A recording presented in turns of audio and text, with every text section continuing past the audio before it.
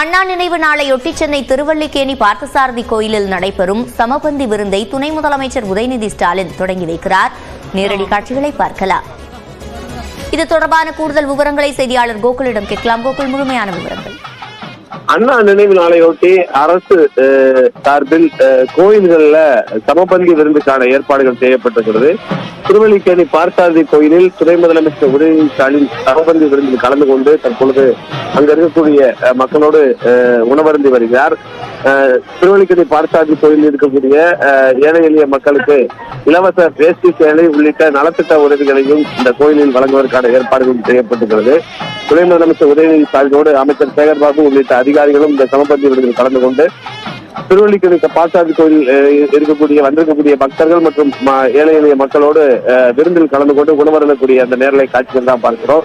பின்னர் இன்னும் அடுத்த நிகழ்வாக இங்கு இருக்கக்கூடிய மக்களுக்கு இலவச வேஷ்டி சேலை உள்ளிட்ட நலத்திட்ட உதவிகளையும் துணை முதலமைச்சர் நேரில் அவர் கையால் வழங்குவதற்கான ஏற்பாடுகளும் செய்யப்பட்டுள்ளது. விவரங்களை வழங்கியமைக்கு நன்றி கோகுல்.